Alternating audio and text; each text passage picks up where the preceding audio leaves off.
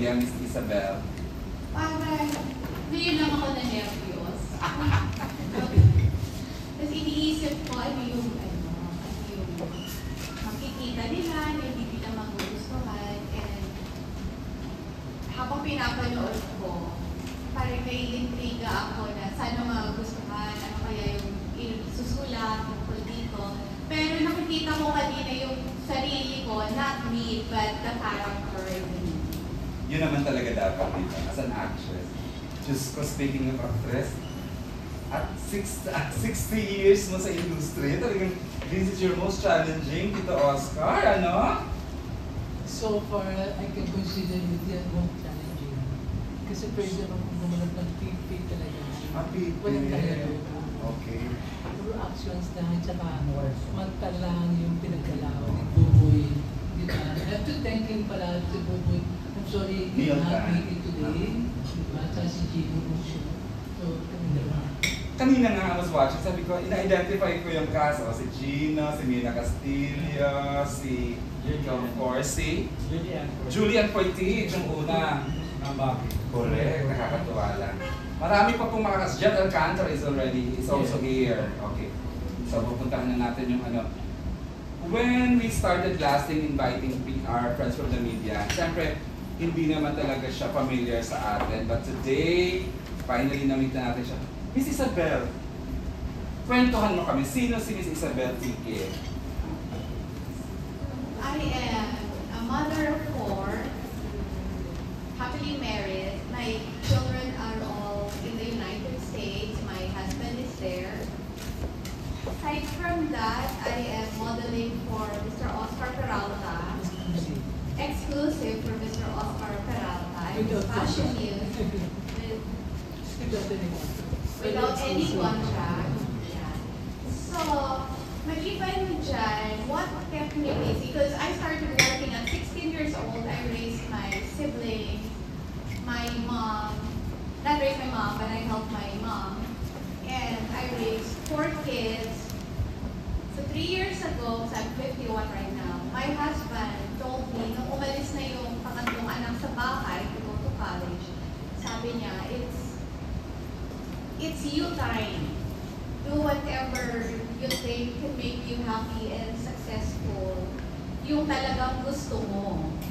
Because I've seen you work all the time we were together, you started early. So parang, ikaw naman, kung magtatrabaho ka, para naman sa sarili mo. So now I am semi-retired. I am still working as a part-time person, pero I am Vice President of Silicon Publishing sa San Francisco, California, pero semi-retired na.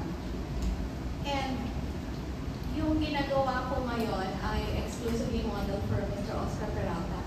And happy ako, masaya ako. And if given the chance na magkaroon pa ulit ng panibagong movie, happy pa rin ako. Kasi parang ito yata yung gusto ko that I never dreamed of. It never crossed my mind since I was young. Because growing up, I know I don't have it to be an actress. You know, the height, the look, with everything, parang hindi ako yan. But I look up to them. Lalo na si Paraluman is my favorite. So hindi ko inisip, pero masaya pala. Alam mo yung, I feel proud of myself. I feel beautiful. I went to a wedding last month. I was introduced by my aunt as artista na pamangkin. And then someone asked, saan? Pero yung saan niya yung parang malaking question mark. So ang sinagot ko sa kanya ay sa international book.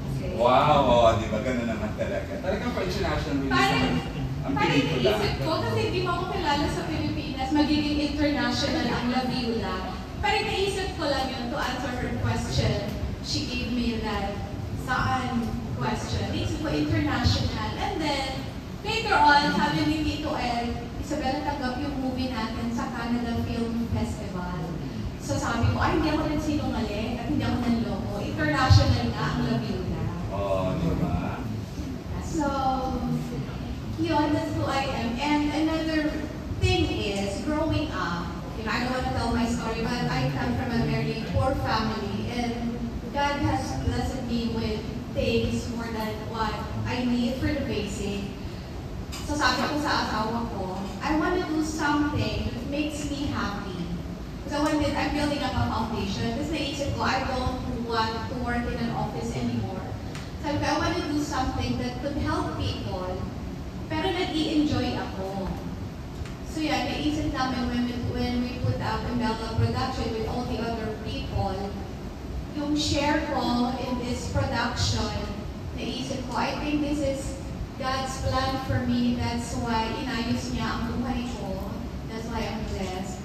Maybe gagamitin niya ako to help other people. So, the portion of what I will make will be donated solely to Ephesus Foundation. It's the home for abused girls. Wow. So yun yung advocacy ng production and my advocacy. So it has always been there, the acting in a film or in television. Kasi the fact na you were given the freedom na may go signal na ni Javi na parang it's your time to do something else na magpapasaya sa'yo. And you went on with this, you pushed through with this film production, and ikaw pa yung acting. So, andyan lang siya, Miss Stella, you think so?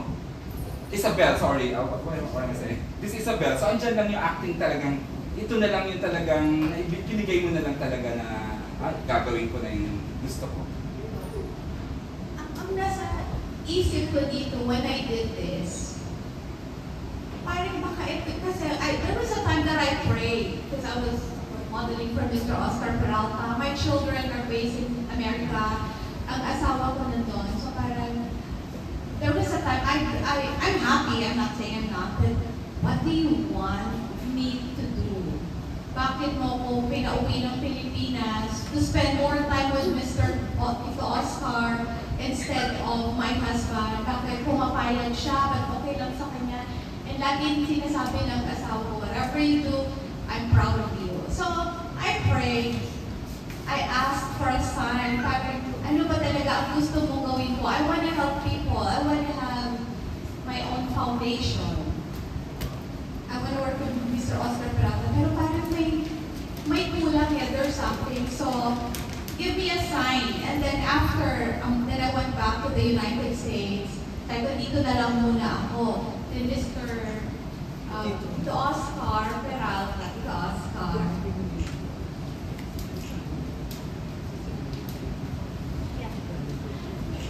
Yeah, so he called me.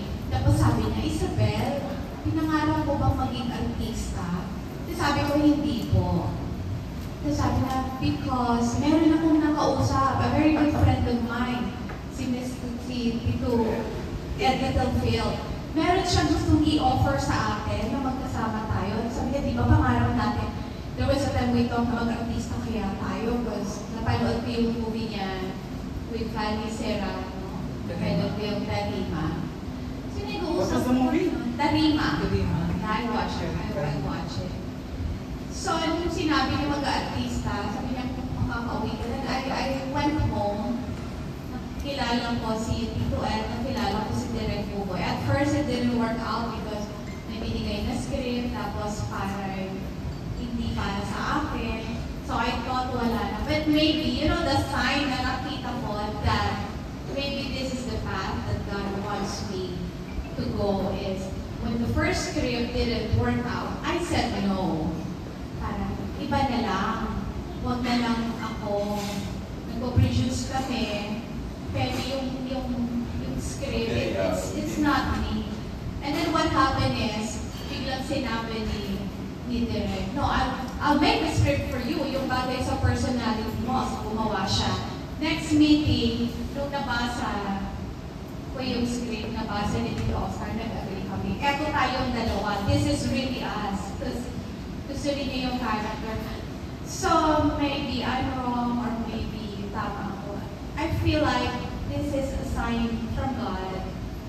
This is what He wants me to do. Kasi masaya ako. And I'm sure I can help a lot of people, especially the Ephesus Foundation. Alright. Ang galing. Ganda ng kwento. Nakuha na agad natin yung buod ng, ng journey niya. Pero alam natin dito na nagsisimula yung mas exciting part ng journey ni Mrs. Isabel. Okay, we are now ready to entertain questions. I understand the first set of questions will come from Dominic Rhea here. Dom, gusto mo magtanong? Ikaw na muna magtanong. Ha? Ha? Okay, si Tito Jojo, panaligan ng Black Rider Pit. Black Rider Pit! Okay, we could hear, project. Nadinig po namin yung journey nyo nga, kung bakit naging artista kayo, yung artista kung accomplish na kayo na. Pero yung pelikula po muna, like The Buddha translates to The Widow na. So, can you tell me kung bakit itong genre na to ang napili nyo? Considering na you could have chosen something more lightweight dahil nga you're just getting your toes wet in the industry, so to speak. And kay, yung po tanong ko sa inyo, and then kay Oscar naman, did you request na ganyan ka-challenging yung role nyo as to be worthy of a comeback? May appeal ba agad sa'yo, Miss Isabel, yung script na gantong genre? Tinatanong ni George. When, kasi nung nag-meeting kami, nila Tito Ed, wala pa yung bagong script. Then I said no doon sa isang script. Ang sabi ko lang, parang ayoko nung naaapi. Parang ayoko yung ganong klaseng role. Growing up very poor, ay parang ayoko, gusto ko kontrabida. Yung character, that's what I want. So, I didn't know what happened. After 1 week, binigay sa akin yung Tito Ed yung bag. Aside from that, kasi dito Oscar yung kasama. So we were just talking, ay kailangan maganda ang gamit mo, gagawaan kita, kailangan ganito, ganyan. So madami kaming naisip na magiging character. Pero ang ano namin talaga is parang somebody na yung masungit na parang gano'n na ang character is, hindi naman na I don't know how to explain, pero yung gano'ng personality. But I think si Direk Uboytan is really talented. Pagbasa ko ng script ng La Viuda, umagay kagad ako, this is me, ang isang tao parang. Kasi the character, I don't want to tell the story, pero ang character ko dito is someone who fought back. It's parang gano'n ako sa tunay na buhay, but I'm not violent. And I don't fight with people, but I'm somebody na hindi ako papayag na parang apihin. So, nagustuhan ko yung character. So, when we were doing the shoot, parang nag-enjoy ako. And there's something about this movie na talaga very happy and proud ako. And of course, I got scared kasi first time ko, tapos yung character medyo tapos. But I enjoyed it. I tried to go with the flow. That's ang everyday na ano ko sinasabi ko is bahala na. Yun yung palagi naisip everyday pag shooting, parang bahala na. But I would always pray na, Lord, kung ito yung gusto mo gawin ko to help more people, ituloy mo po para sa akin. Because just to mention, I have numbers of scholars that I help, and I have sick people that I help, the people doesn't know. That's Sorry. pero yung gano'n ang ginagawa. Mafit. Hello?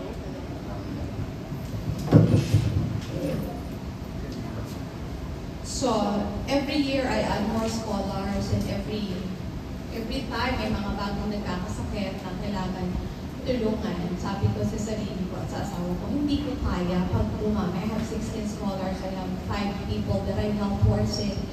Hindi ko kaya. So lagi ko naiisip ko na, pag naisip ko ng movie na to, I hope this is not the end so I can help more people. Pero hindi ako yung nasi-stress, nahihirapan, at nagbibilang ng perang lumalabas. Parang gusto ko yung masaya ko, money will come, so I can help more people. So ito ang tingin ko sa The Viuda. It's a character, and that's the character that I am. Without telling direct Buboy, that's the character na pinortray niya sa akin. Hey, Oscar. Tito Oscar, a question for you ni Tito Jojo. Ni Jojo. Talaga bang hinanap niyo ang ganitong role na may ganitong level of difficulty For a comeback. For a comeback. Ni-request niyo ba or dumating na lang? No, bigyan mo na idea siguro yung gusto kong appeal. Hindi ko. Ikaw naman may gusto One role mong na appeal. ipinag-play kayo, nilalaro ako ng 1 million, 10 million. Being a fashion designer is a movie. That character I cannot portray because I'm a fashion designer in real life.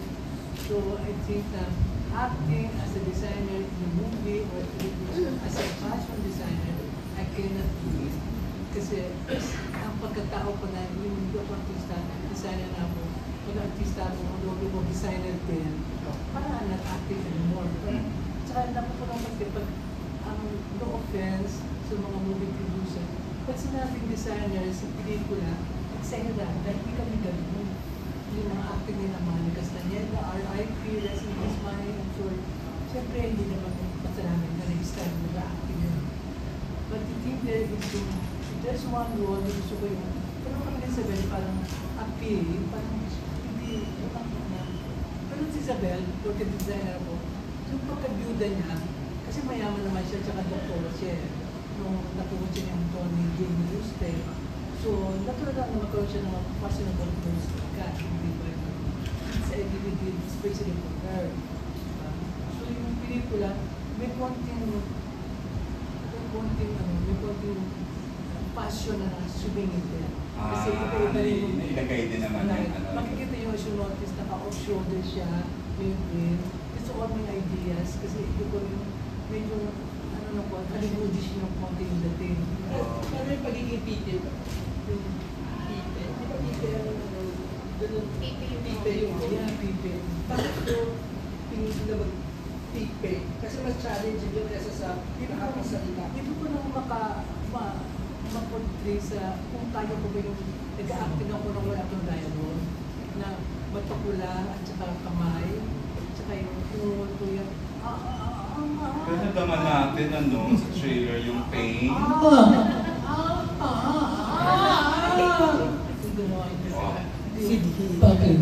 Bakit kailangan magaganyan? Bakit kayo kailangan maging ganyan lahat sa akin? Ganon, ayaw ko nung ganon. Ayaw mo na masyado. Pagkaklaan. Kasi pagkaklaan.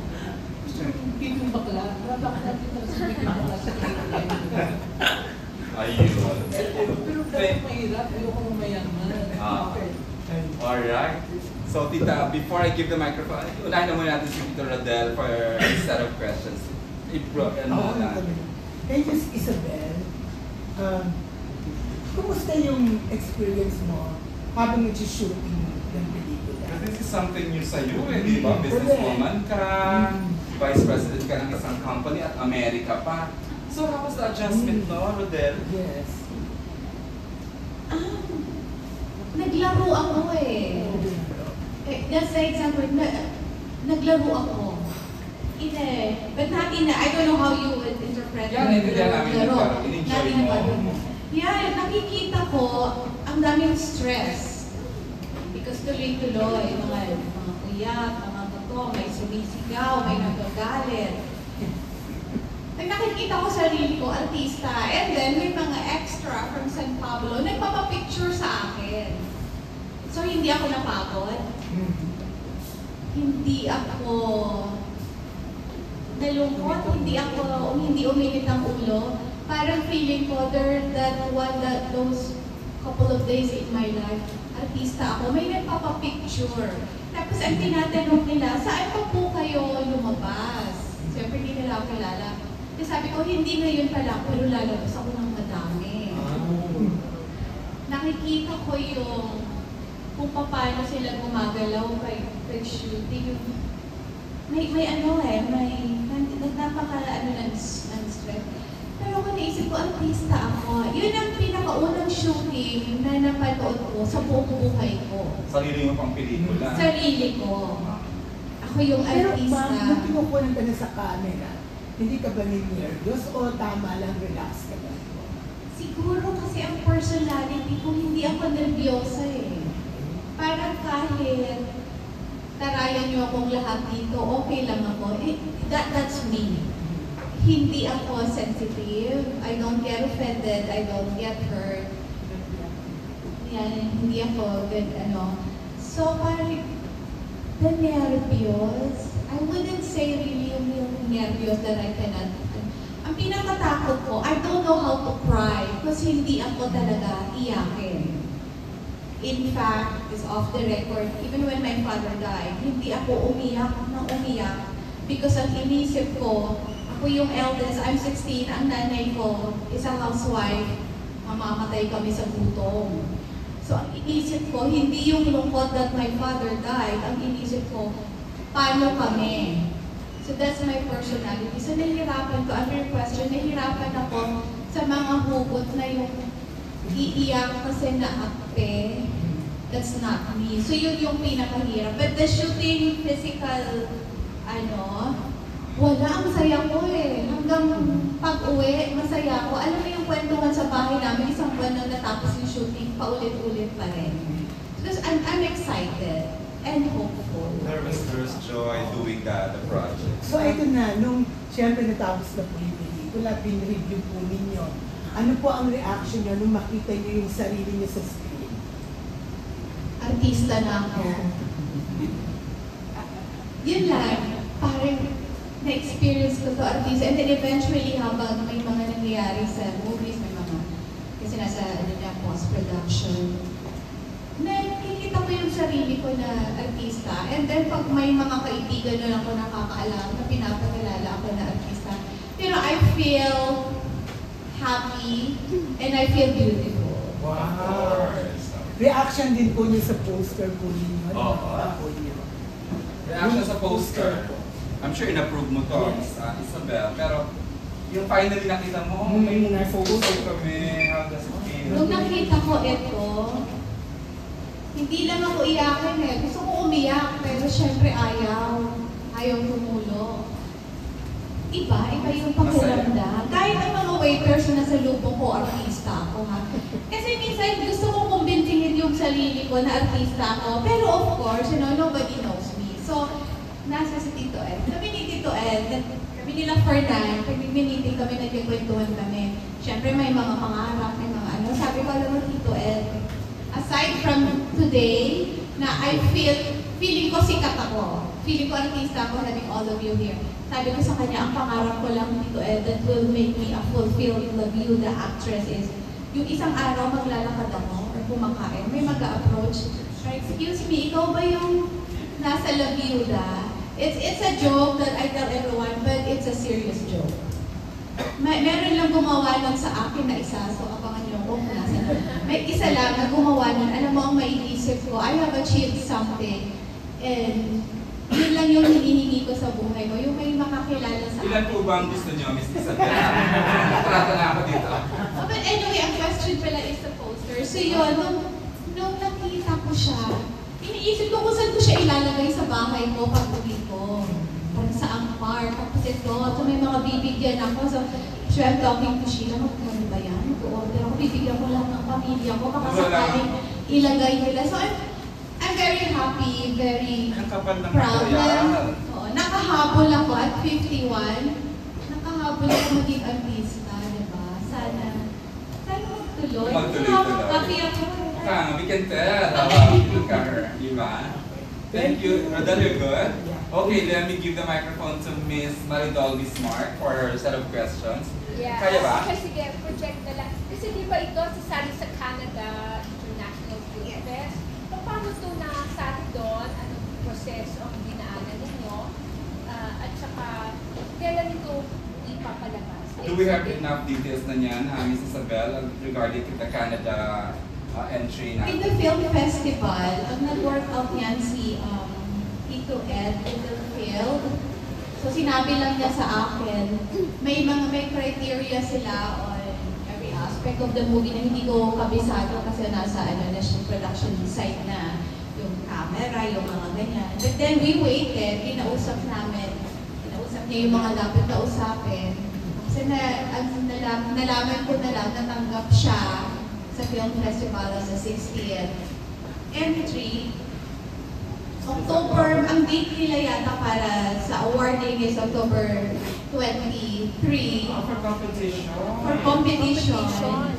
So malalaman pa namin later on kung saan criteria pa kami pumasok. But the whole movie itself, pumasok na siya as an entry sa film festival. So, rin-represent yung Pilipinas. Nire-represent, yes, ang Pilipinas.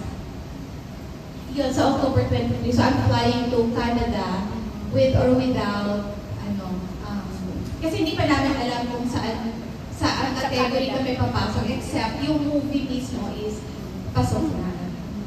So, kung paano nahanap ni Tito Ed yung film festival na Ay, marami na akong connection si Tito Ed about Yeah. international, di ba?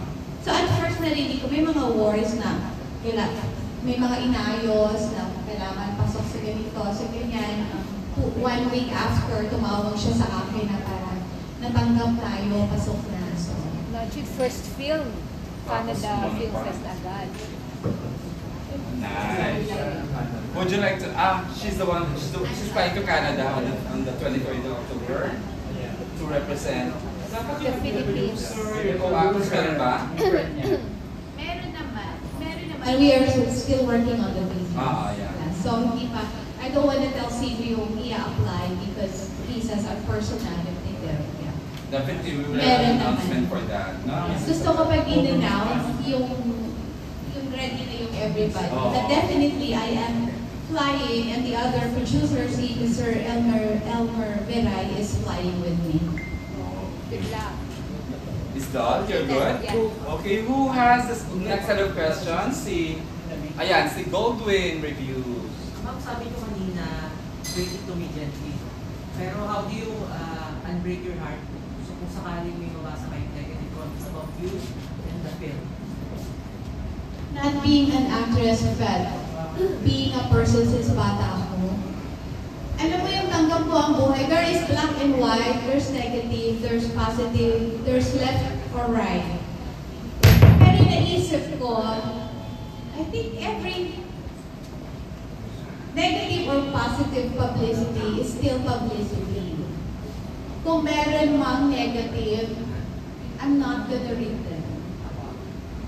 Because I don't want any negative comment to pull me down.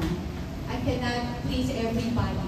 So, babasahin ko lang yung positive. Pag yung negative, ay ayoko. So, kung meron man, tanggap ko yun. You can tell me I'm a bad actress. Tanggap ko yun. People can tell me I'm not gonna make it. Tanggap ko yun.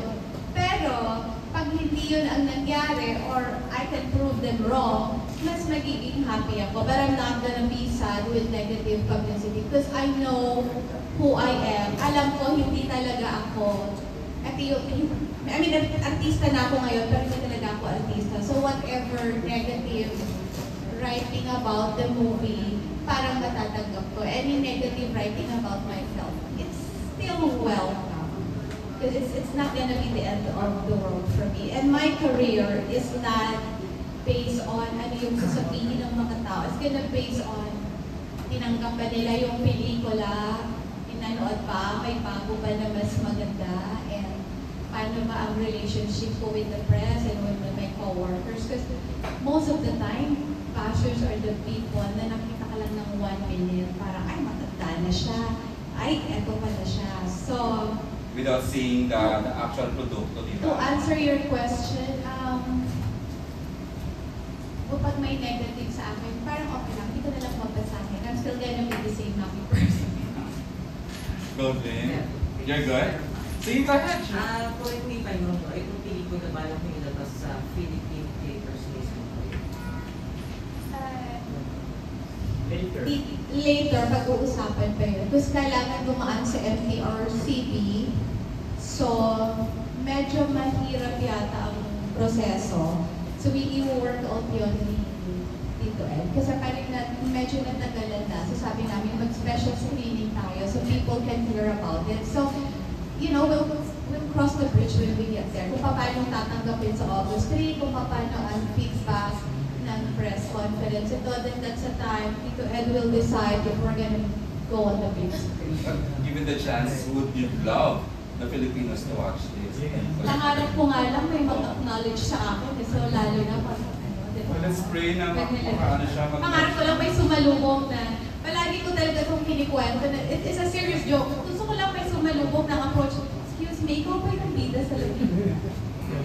Yun lang yung sir. Kilig ka na. Oo, hilig sikat na ako. Alright. Sorry, Pablo. Gusto ko rin dito, kasi usually yung Filipino movies, hindi siya, pahirapan para mapuno yung kasinihan. So, anong thought process nyo dito na balak nyo siyang ilagay sa sinihan ngayon, tapos mahirap makakuha ng audience? Medyo struggle nowadays sa Philippine movies po na to it. Big time ulit ang mga sinihan nakapagpapuno ulit ng sinihan Miss Isabel. So the question is, yung thought process, talagang ipupush ko siya, and then kung sakaling matuloy, anong expectation nyo?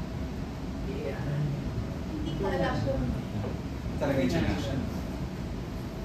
hindi ko alam kung kaya kong punuin ang mga sinihan. That's why doon naisip din namin special screening. So I really don't know how to answer your question because it will all depend. Parang nakikita ko with this press conference, people might talk bad or good about me. So maririnig ako. So maybe it would help. I think this day would help in the publicity of the movie. So it's all up to you kung mapupuno ko yung sinihan o hindi. Pero kami nila Tito Ed. Kasi gusto ko eh. Happy ako eh. So kahit kung makapakita niyo ako sa mga mall nagbebenta ng sarili kong ticket, I am willing to do that. I will do everything for this movie. Tapos pakiramdam ko, this is my icebreaker. You're good, Goblin. Alright, thank you. Who else? Miss Janice? Katabi mo na si Madam para kahit mo ano. Wala rin namang audio. Di ba, Madam, for you to aspire to be an actress, meron ka bang mga local stars na na-idolize them before? Puro luma, yung mga black and white. So I love Paraluman. Sa mga lalaki, si Mr. Eddie Gutierrez. My big crush, since I was young, is Mr. Joel Torre. Pangarap kong makita in person. One picture with Joel Torre lang yung pangarap ko. And I love Lea Salonga because growing up, I'm not really into movies eh. I'm into theater, yung mga play. Musical. So, yeah, mga musical and play. So, I admire Lea Salonga, Joel Torre, and kadalasan mga lumang artista. So bakit hindi si Mr. Joel Torre inili parang leading man dito? Kasi si Tito Ed ang Casting. So, hindi lang. Mali mo yung request niya ako. Siya mag-request sa akin. So, hindi ko alam kung bakit. Yeah, siya yun. So hindi po kayo aware sa mga current TV shows ngayon, movies na pinapalabas? Sad to say, hindi ganun ka aware because, you know, I'm based in the United States. I just travel back and forth. Wala ng Filipino channel. And when there was Filipino channel, I was busy because I'm a mother of 4 at that time and I have a job and my mom is living with us. So hindi masyado. But I know famous people, kung sino yung may mga pelikula, and right now dami na ako mga pinapanood. So parang bumabalik, kasi ang showbiz buhay ko na naalala ko na very active ako, is by yung mga panahon ng bituin walang ningning, yung Sharon Cuneta days. Lahat yata ng pelikula na pinanood ko. So ngayon, pero ngayon, the funny thing is, when I watch movies, pinanood ko yung Apag, pinanood ko yung Magyari, I don't watch it as a TV viewer. I watch it in a different perspective. Parang dun umangulo ang camera. Parang eto yung color na ginawa nila.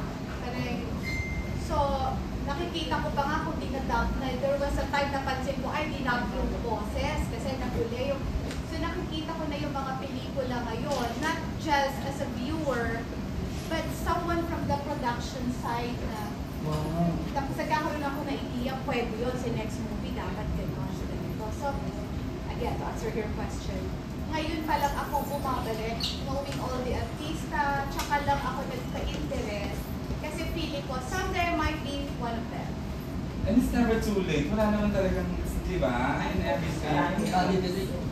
Grabe, pinanood ko yung may books na. Kasi ang mga napapanood namin with Tito Oscar palagi is supermodel, we are judged kami ng supermodel. Palaging fashion or beauty pageants. So, may mga gano'n na kami because we are into yun ang ginagalawa namin yung ganito.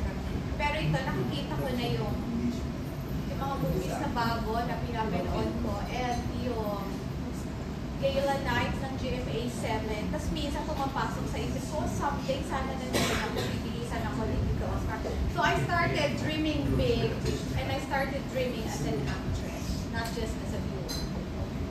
Pero ma'am, bago kayo nag-decide na gumawa ng movie, did you ever consider the expenses, yung magkano yung itataya nyo, yung posibleng mawala sa inyo at yung babalik?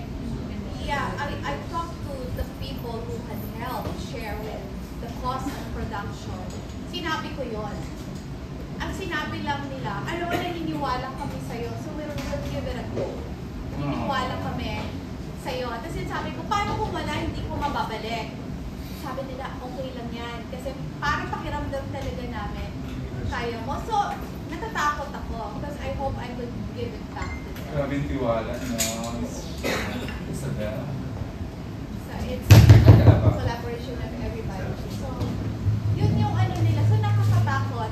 Pero, nung kinonsulta ko yung asawa ko, who also gave a share, at sabi lang naman niya, you'll never know until you try it. So, yun yung nasa isip ko.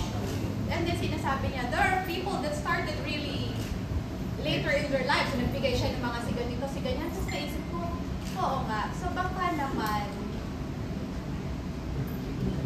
baka naman may nakakantunan and hopefully they will make a bigger profit out of it. So, it's all up to you now para kumita ka Pero, yeah, if I'm not mistaken, you're based in California. Yes.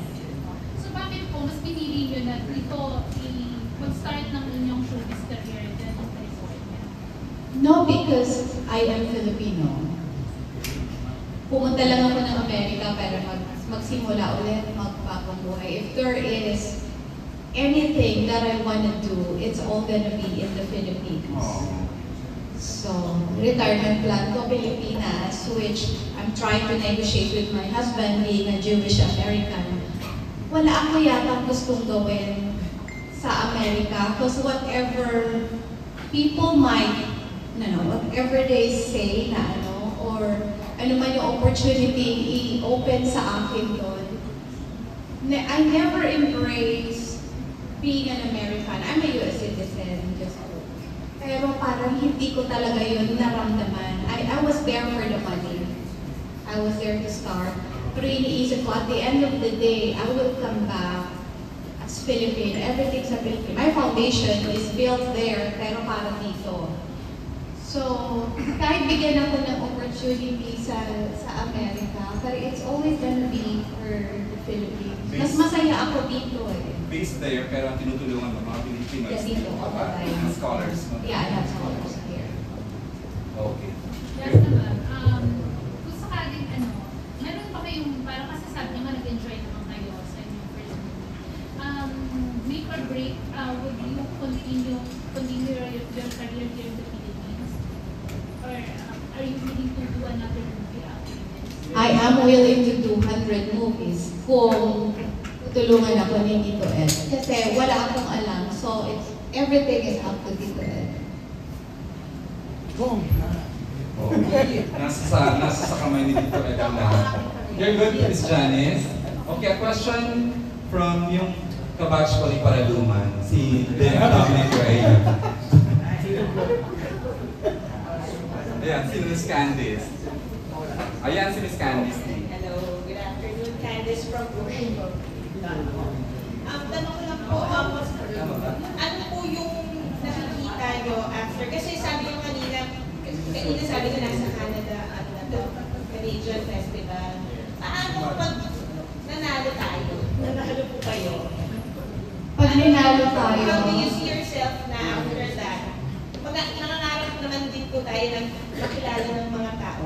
Why not pangarapin din natin makuha yun? Kasi if ever you win din naman in that festival, Filipino pride din naman po. Kaya actually lahat po na nandito, inspired sa story nyo kasi from not being in showbiz, kasi lahat kami na we're media, so alam namin yung kalakaran sa showbiz. Pero kayo po bago, ang tindi ng pangarap nila eh. Kaya sa amin, nagkakaroon din kami ng hope as kasi sabi niyo nga po, sugal na po yung paggawa ng pelikula. Actually, hindi lang naman po kayo sinusugal as of now since pandemic. Kasi marami po talagang producers lahat na Pilipino na sinusugal. Pero ang galing kasi parang kayo po ang tindi ng manifestation nyo. Ngayon po, kayo, actress na kayo. Nararamdaman natin talaga yung desire niya. Pero international ako, tapos international. Bakit hindi natin pangarapin na manalo? And yun po. Ano yung feeling nyo? Thank you, Miss Candice, for the beautiful comment. Question. okay, I think I've said this. Minsan ayoko na lagi kwento. Pero growing up, I grew up in the slums of Quezon City, the squatters area of Sandigan Bayan. We are the Saricon people na bumubuhan ng pagkain sa basura. In fact, the owner of this place is my first cousin. Kami yung nangangalakal ng mga basura. And now she has a restaurant, Dalawang Sila restaurant. She travels around the world. Her kids are at LaSalle and magpukolehiyo sa Chicago. Being from a family with, parang buong Pilipinas may kuryente, wala kami noon, wala kami tubig. Who would have thought that one day I will be sitting in my cousin's restaurant, being introduced as an actress? Nung humiwalay ako, marami ang nagagalit sa side ng pamilya ko because kahit mabait naman, I don't want to say anything bad about my first husband, it's just that bakit sinira mo yung buhay mo, bakit ganyan, kawawa ang mga anak mo. May mga naririnig ako ng negative na hindi ko pinansin. Ang inisip ko lang, someday, my family will be proud of me. At sas iisipin nila, hindi naman na, kasi humiwalay, kasi ayoko pag-usapan yung first marriage. Pero ang naisip ko noon, sinabi ko sa nanay ko, nung binenta ko ang lupa namin ng 50,000 pesos, nagagalit ang nanay ko. Ang sabi ko lang sa kanya, balang araw, bibili ako ng mas malaki. Nung humiwalay ako, marami ang nagalit ang mga anak ko daw, ganito. Sabi ko, someday ang mga anak ko will be proud of me. Nung pumunta ako ng Amerika, ang inisip ko noon, hindi ako, siguro, you can say mayabang, hindi ganun, pero iniisip ko, I wanna be a Filipino na may pinatunguhan dito sa Amerika. I wanna go back successful.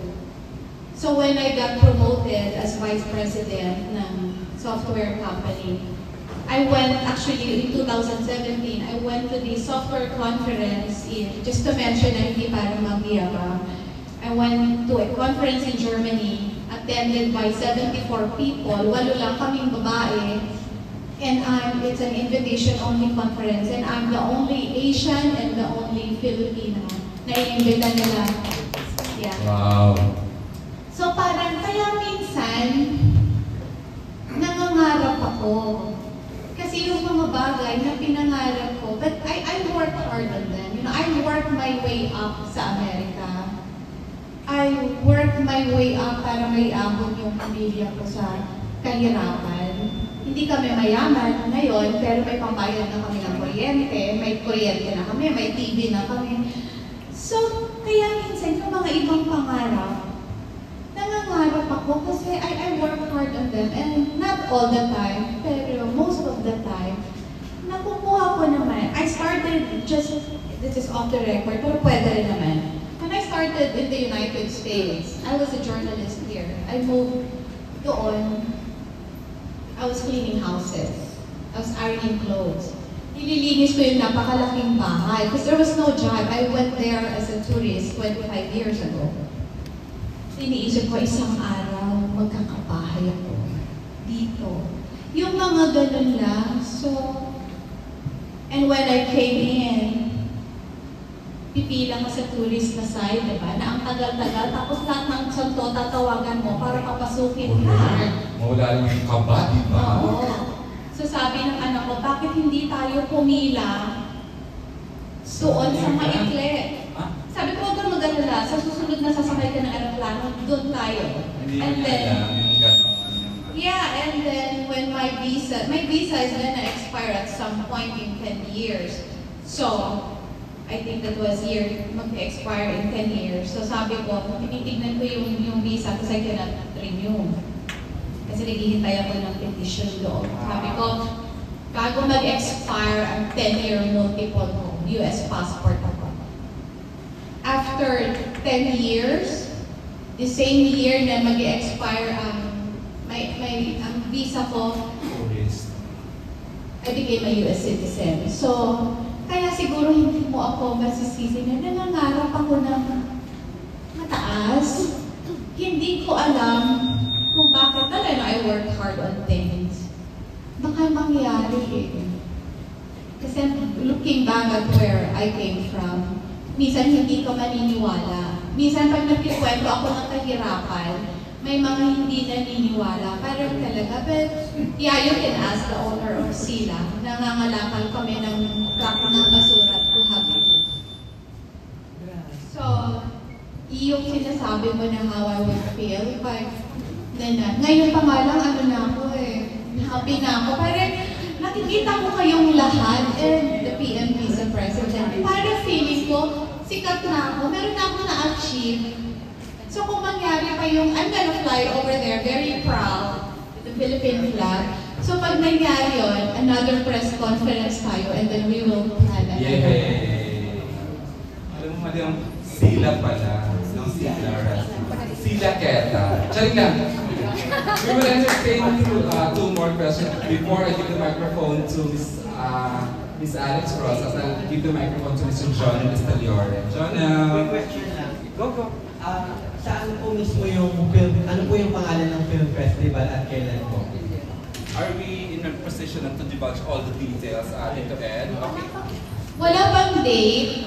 It's gonna be in Saskatoon, Canada. Wala pa exact date. Pero from what I heard, because we had a meeting 3 days ago, parang October 23 ang nabanggit nila. Hindi pa nabigay yung talagang invitation. It's gonna be in Saskatoon, Canada. Yung film festival is mahirap sabihin eh. Okay, the moment we get maraming details, Sheila will blast all the information po to everyone who is here para mas malinaw lang po yung detalye.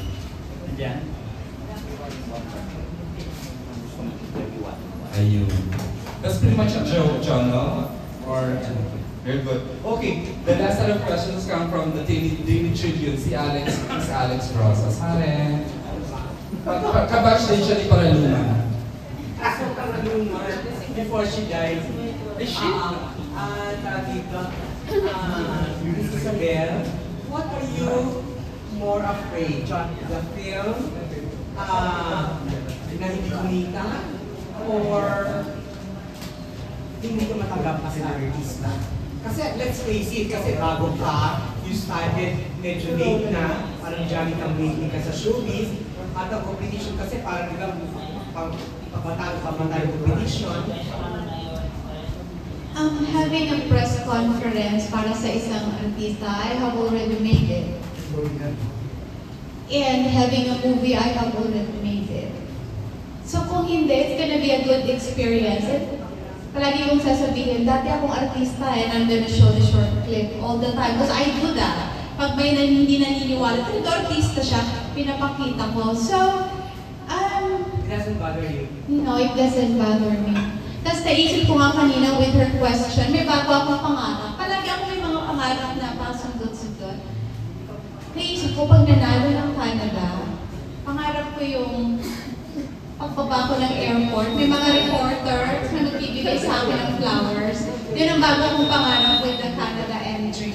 Pero yeah, I'm gonna be okay. It's not gonna hurt me. Hindi naman basta gonna hurt me kasi tao lang ako. Siguro parang hindi natupad yung pangarap ko, but there's a lot of things that I do. I will still continue helping the people that I'm helping. Siguro sa ibang avenue ko kukunin. Of course, hindi ka ba byuda in real life? No. How will you take it if you are already there? How will you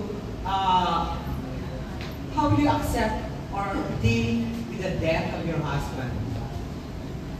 Oh. Kasi that's the movie, that's what the movie is all about. Parang sa tingin ko, in my perspective. Of course, it's gonna hurt. Pero kasi my husband is American, we deal with death in a different way. Like during the pandemic, parang nakaplan ang future. Of course, it's gonna hurt. Ang alam ko lang na sigurado ako sa sarili ko, I can never find someone like him. So that's the hard part. I don't want to be alone when I grow old. I want to be with somebody. But I hope God will give me someone na katulad niya. But it's not gonna be the end of the world for me because if I lose him, magiging byuda ko. I have my children and I'm gonna be having, sa February, I'm gonna be a lola. So I always focus on the living, I don't focus on the dead. Even when my father died, he left us. Nalungkot ako sa pagkamatay niya, not only because hindi ko na siya makita, but because of yung iniwan na problema. So ito, malulungkot ako na namatayan ako ng asawa, but life goes on for me, for the living, for my children, my pamangkin, and my apo in the future. If the viewers were to watch the movie, what will they learn? I think it's not the byuda that will learn anything because pag mapapanood mo yung movie. What they will learn, people will learn from this movie is that there are battered wives out there. There are abused women out there who are hiding the truth in their careers. Like si Sofia in the movie is a doctor, parang fashion model siya, and inside the marriage, inside the home, there's marital rape, there's violence, there's domestic violence, and she fought back. So I think the byuda is because at the end she became byuda, but I think ang mapupulot ng mga tao dito, not just women, ang mapupulot ng mga tao is there are successful people that violence, domestic violence, marital rape happens not only to the vulnerable but also to those successful people. And they will learn that it's good to fight back. So I think that's what they will learn. The byuda part, hindi masyado eh. Because that's where the story, that's where the twist is of her being byuda. So they will learn, women of all ages will learn about domestic violence that people does not know. Because this happened to a successful person. Okay, thank you. Okay, thank you.